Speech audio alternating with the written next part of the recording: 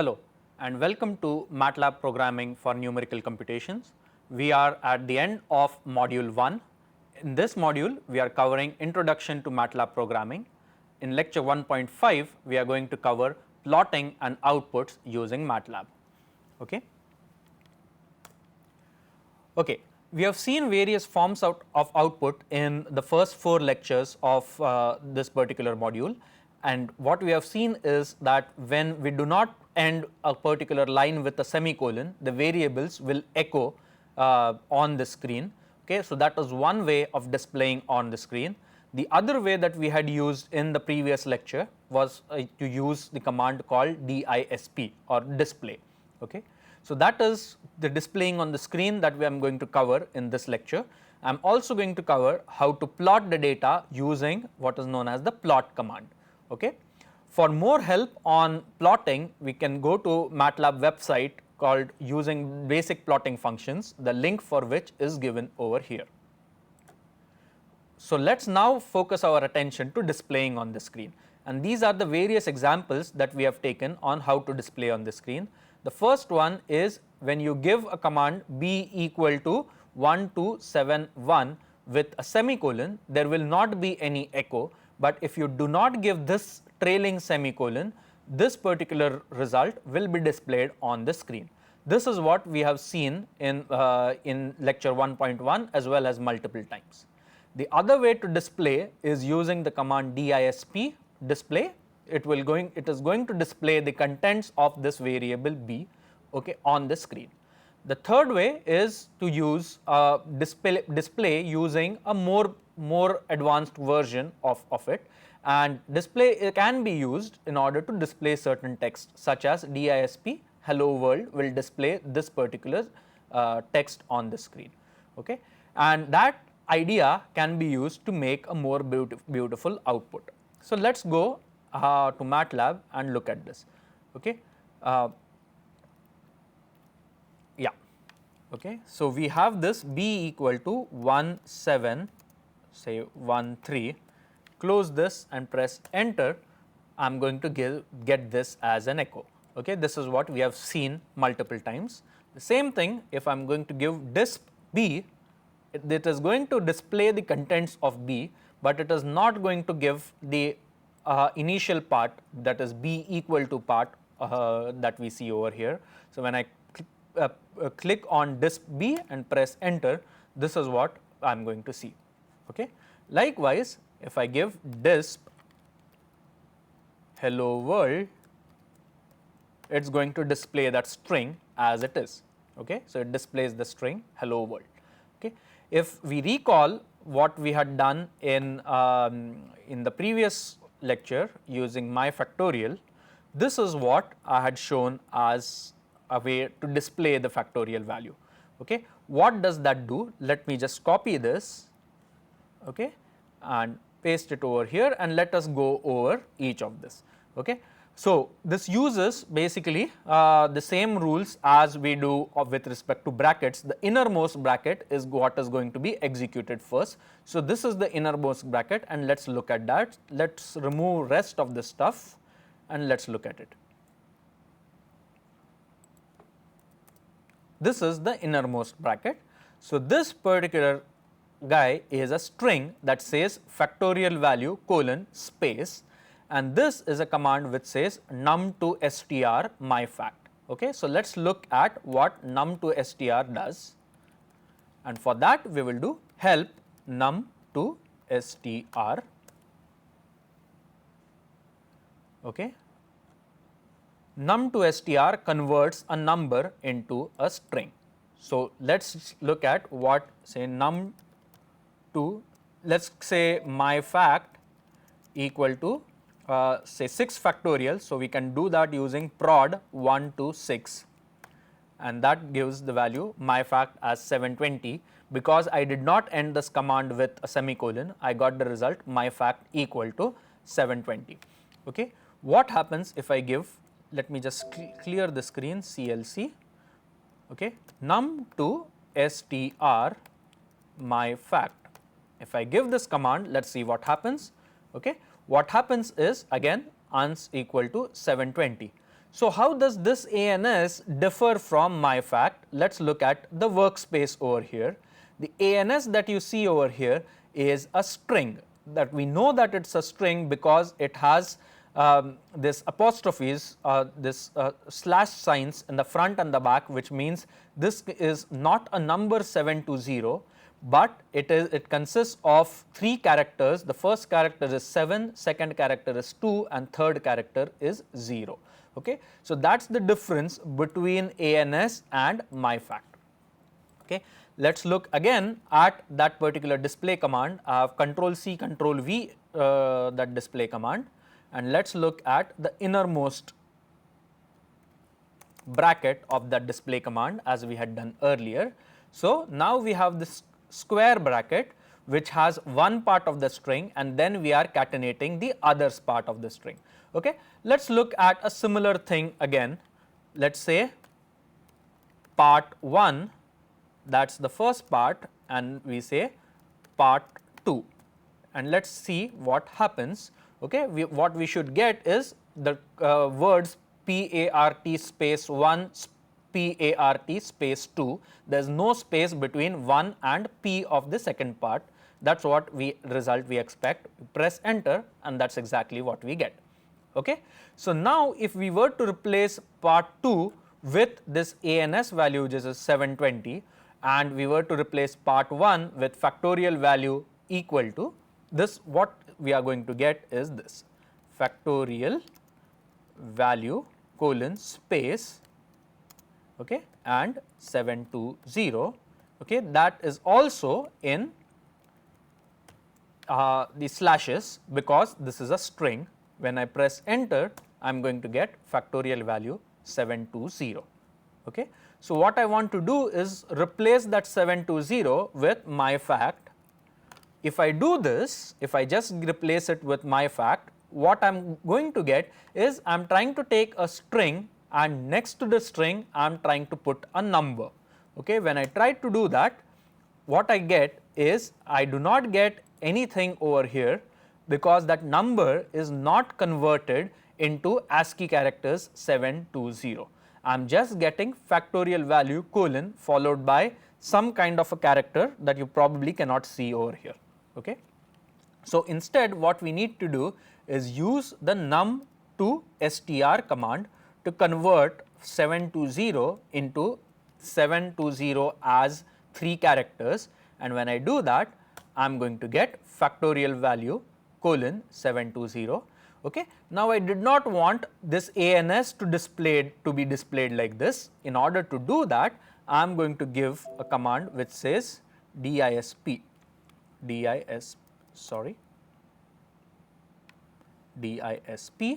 and in circular brackets when I give this, I am just going to get factorial value 720 without this ANS equal to factorial value 720. I will just clear the screen and type this again. When I give this disp factorial value colon num to str myFact and I press enter, this is just displayed as is on the screen. So, that is what the disp function is going to do for us. Okay. So, a more beautiful output can be created by using disp and using num to str. Okay. Sometimes we want to type out more complex things, we want to output more complex things on the screen, and for that we want to use a function called fprintf. The syntax for fprintf is similar to what we follow in C. Okay. However, in this particular lecture series we are not going to cover fprintf. For all our purposes in this particular lecture series, the disp function is going to be sufficient.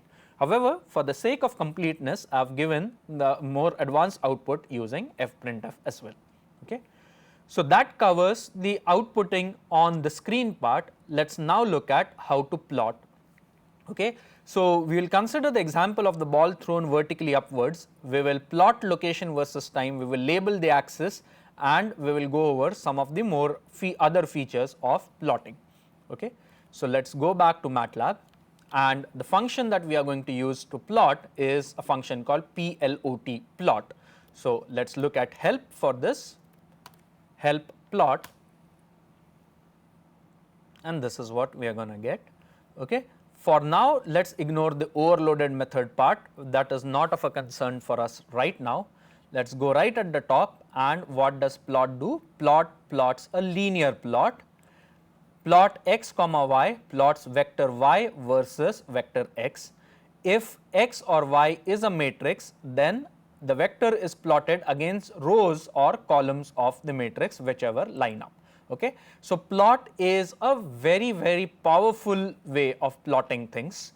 Okay. So, plot x comma y is going to plot y as a function of x. Okay. Let us take that example that we had done a couple of lectures earlier, which is of ball being thrown vertically upwards. This was the script that we had used for the ball that was being thrown vertically upwards.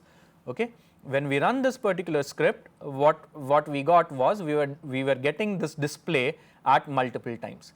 Okay. Recall what we have just done a couple of minutes back when we talked about the disp command, and when we use the disp command using multiple num to str, the result that we are going to get is as we can show in the screen. Okay. At various time we are getting the values of the location where the ball is. Okay.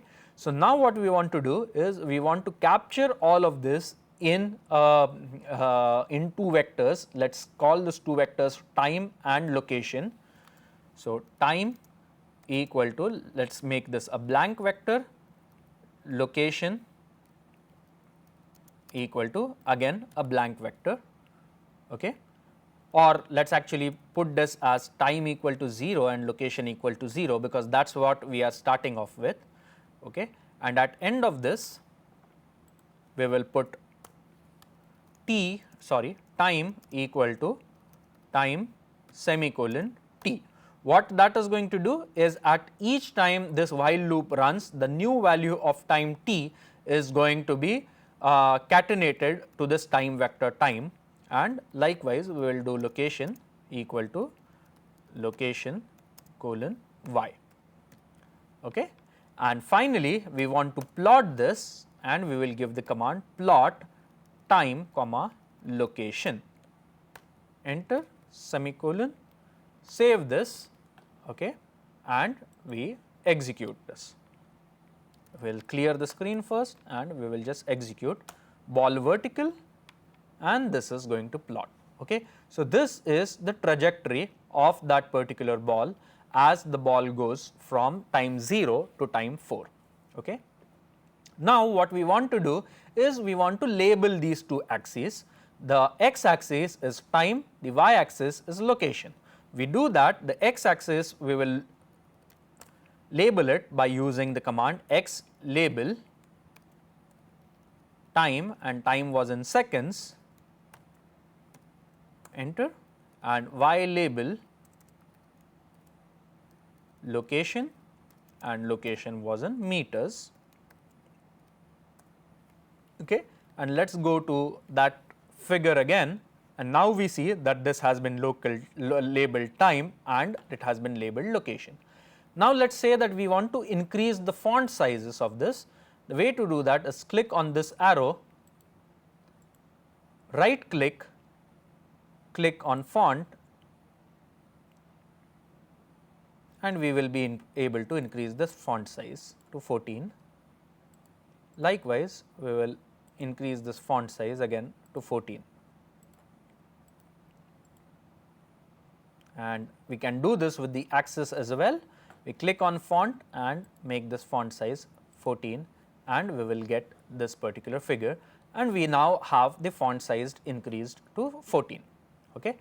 Now, there are options to change the way this particular line is displayed also, and the way to do that is again using the plot command, plot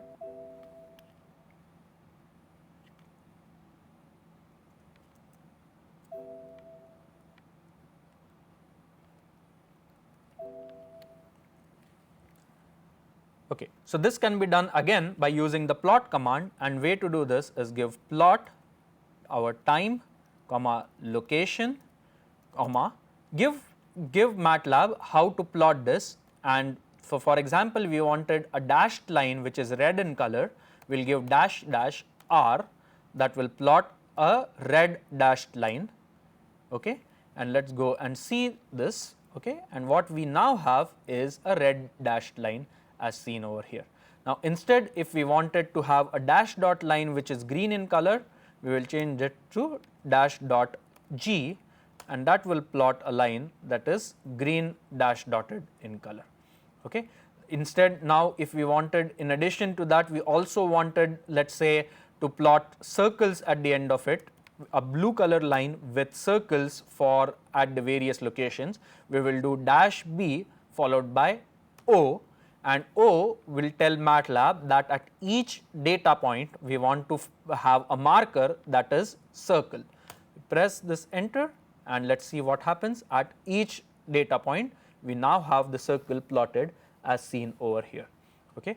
We can also change the size or thickness of this line, again by right clicking this line styles. We have different styles of lines, as well as line width we can change this, let us say, to line width of 2.0. Again, this markers, we can change the markers to different types of markers. We have plus sign, circle, star, square, diamond, and so on. So if we wanted, let us say, star, we can press this and we will get star, and so on, okay. So these are multiple ways of one plotting and manipulating the plot, okay. Now let us say we wanted to plot multiple things on the same plot, how we can do that. So for that, let us have a value of x, let us say x equal to 0 to 5 in steps of 1, okay, and let us say now we wanted to plot sin x and cos x. So all we need to do is plot x comma sin x comma dash b, that will be a blue color line, and x comma cos x comma dash r, sorry, let us say dash dash r, that will be a red dashed line. When we do that, this is what we are going to get, okay. I actually made a mistake when I typed x, I did x in steps of 1, that is the reason why we got plot in that particular manner. If I had x equal to 0 to 0.125 and then I give the plot command, let us see what happens, and we now get a smoother plot, okay. So we now have this particular blue line and this red line, both of them are plotted on the same plot, okay. So the way to do this is, when we have multiple x and y vectors, we can have them comma separated and we will be getting multiple plots, okay. Another way to do this is also to define a matrix, let us say y equal to sin x colon cos x, okay.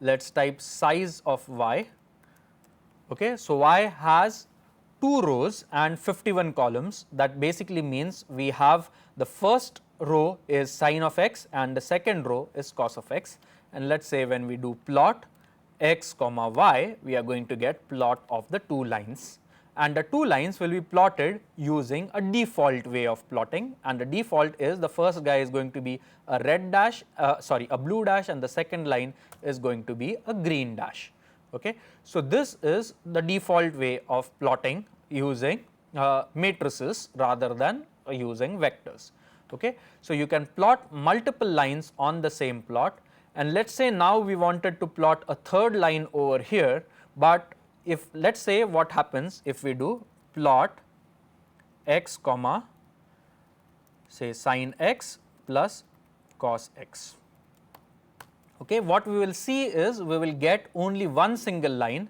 and that is because when we do that, the previous plot gets overwritten, and that is why we are getting a single line as seen over here, okay. If we do not want the previous plot to get overwritten, well, you need to use the command hold on, okay. So let us see how that works. I have closed that plot, let me plot x comma y again as before, okay. So these are the 2 lines, blue and green line.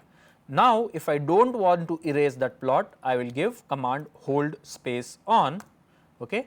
And now when I plot x comma sin x plus cos x, this is what I am going to get. Let me go to this file again. Okay. So, these were the original two lines in blue and green color, and this is the third line that got plotted in blue color. Now, let us say we actually wanted to plot this in red color. What I will do is just go click on this and delete this particular line, okay, and plot this, say using dash dash r, and that will give me a red dashed line on this figure. Okay. So, this is the way you can use the plotting commands. Okay. So, what we have done is we have looked at plotting location versus time. We have looked at ways to label the axis. We have looked at certain other plotting options, and we have seen how to plot multiple lines using matrices, as well as how to plot multiple lines using hold on. The final thing is how to plot a log-log plot. So, for that again we go to MATLAB, and we do not know how to plot a log-log plot. So, let us just do help plot and see whether we can find out how to plot log-log plot. Okay. At the end, close to the end of this help, you will see C also, okay, and C also will give you commands that are related to plot. So, there are plot tools, semi-log x, semi-log y, log-log, and so on and so forth. So, log-log is probably the one that we need to use. So, let us just click on log-log and look at the help. Log-log is nothing but a log-log scale plot. Log-log works in exact same way as plot, except the scales are logarithmic. Okay. So, let us say I do log-log x comma y. I am going to have x and sin x, x and cos x on a log-log plot, and this is how I am going to get. Okay. So, what is the funny thing that has happened over here? Okay. Remember, sin x and cos x have negative values. What happened when we plotted using a log-log is that the negative data was ignored during the plotting. So, only the positive data were plotted in the log-log plot. Okay. So, what we have covered is the basic plotting functions. We have covered how to label the plot, we have covered how to plot multiple lines, how to use hold on in order to keep the previous lines. We have looked at how to change the fonts for the axis labels as well as the axis titles. We have also looked at plotting log-log plots. In the same way, we can plot semi-log plot using either semi-log x or semi-log y command. Okay. With that, we come to the end of this particular lecture and also to the end of this module. Before I end, I will quickly recap in the next minute or so what we covered in this module. So, what we covered in this module was introduction to MATLAB programming. We looked at MATLAB basics, familiarized ourselves with the MATLAB command window and MATLAB editor. We looked at variables, scalars, vectors and arrays, and became comfortable using array operations. Okay. We also looked at both scalar as well as matrix operation, A multiplied by B using A star B, as well as A dot star B, where that was an element by element multiplication. So, both of these types of mathematical operations we covered. We also covered trigonometric operations, covered operations such as sum, prod, cum sum, cum prod, and so on and so forth. So, a wide range of operations we have covered in lecture 1.2. We have also looked at arrays and used arrays to unlock the potential of MATLAB, compared array operations versus elemental operations, and used arrays for more efficiently using MATLAB. Let me finally go to a quick example for doing this. Let us consider the example of factorial. Okay. A better way of calculating the factorial, as we had seen, is rather than having all these number of lines, we can replace all of this with just a prod command, my fact equal to prod 1 colon n. That is exactly going to do what the entire function with the loop was going to do. So, I have replaced that entire loop with this prod command, and when I execute this, that is my factorial,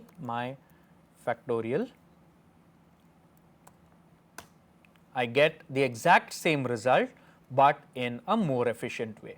Okay. So, this was something that is one of the most important features of MATLAB, that it is able to work with arrays, and you need to be comfortable working with arrays to unlock the full potential of MATLAB. Of course, this is going to come with a lot of practice. As you get more and more used to using MATLAB, you will find you are going to use arrays in much more efficient way. We then looked at execution control, we looked at for loop, while loop. If then statements is something that we haven't exactly covered, but essentially if then statements are used when we want to compare certain condition. If that condition is met, certain commands are executed. If it is not met, then certain other commands, if there is an else statement, are executed. Again, if you do help if, you will get how to use the if then commands. And then we looked at MATLAB scripts and functions. We also in detail covered when to use scripts versus when to use functions. And finally, we looked at plotting and outputting in MATLAB. Okay. So, with that we come to the end of the first week, we come to the end of module 1. In the next module, we are going to cover errors, error analysis and approximations in using numerical techniques. So, thank you and see you next week. Bye.